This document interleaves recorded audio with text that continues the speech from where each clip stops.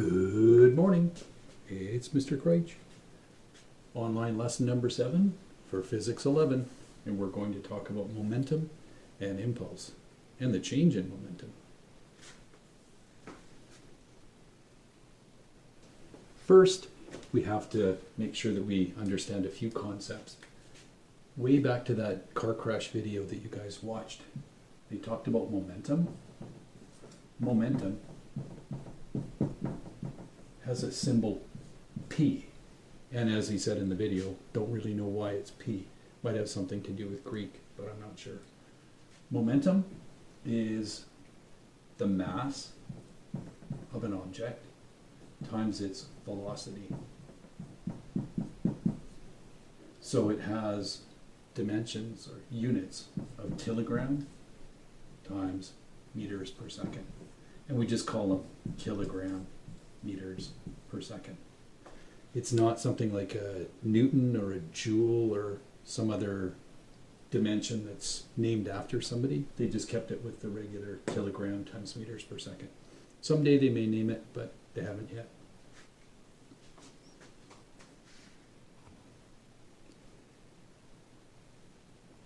Also, in that car crash video, he talked about a concept called impulse. Impulse is the force that occurs in a collision or some sort of impact times the time. And they might call it change in time, just meaning the time period over which the collision occurred.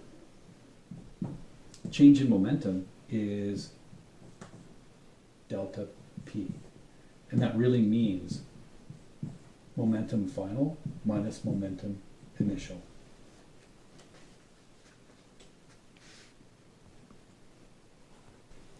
If we clean this up a little bit, it'll look like force times time is equal to P final minus P initial.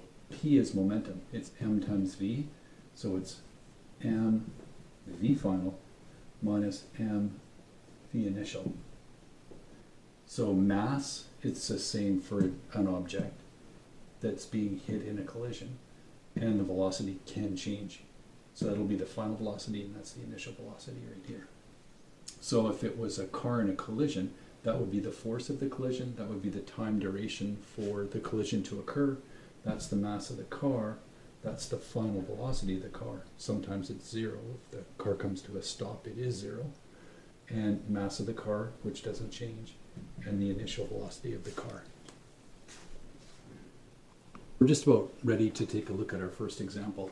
So this is the equation, impulse is equal to change in momentum. This is really force times time. It's, you could put that in there if you want, equals mass times velocity, final, minus mass times velocity initial. So if we look at one problem, could be the watermelon drop problem. I'd like you to watch that one, and when you watch it, you'll see that a watermelon was dropped from a painter's platform 13.7 meters above the ground. And when it hit the ground, it was coming down with quite a speed, and it stopped, came to a dead stop and exploded actually in 0.22 seconds.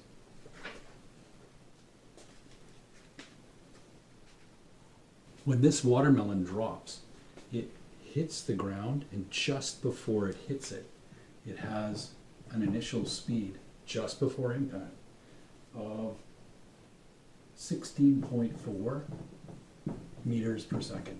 And you could calculate that from kinematics, or you could use a radar gun. But if you did it from kinematics, you would find that falling from 13.7 meters, that would be the speed that it would have just when it hits the ground. So just before it hits the ground, it's falling, and it has a speed of 16.4 meters per second. After the collision, it has a final speed, Vf, of 0 meters per second. We said the time for the destruction of the watermelon when it came into contact with the ground was 0.22 seconds. So a pretty short collision. So the question would be, what is the force felt by the watermelon?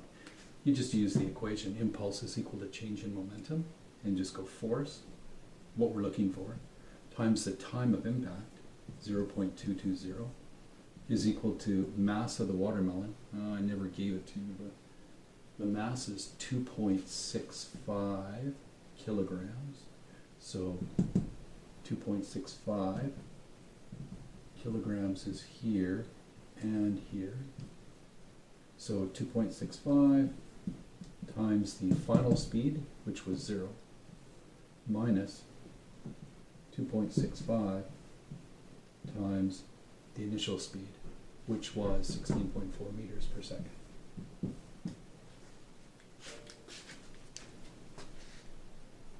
So if we do the algebra, you just get force times 0.220. That term right here is 0. So the final momentum is 0. And the initial momentum with a minus sign in front of it is 43.46. And if you do the algebra, that's just 0. So the whole right-hand side is minus 43.46 kilogram meters per second.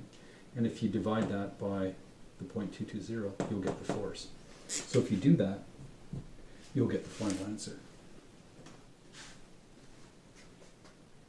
If you calculate it, it'll turn out to be 197.54 newtons. So 190, I guess that would be 8, rounds up.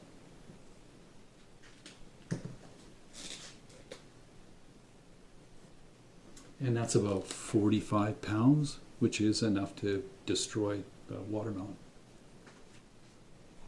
Some of you would say that the watermelon fell, really, mathematically, it was minus 198 newtons.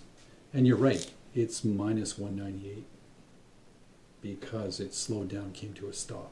So it was a stopping force, force that was in the opposite direction of the motion of the watermelon.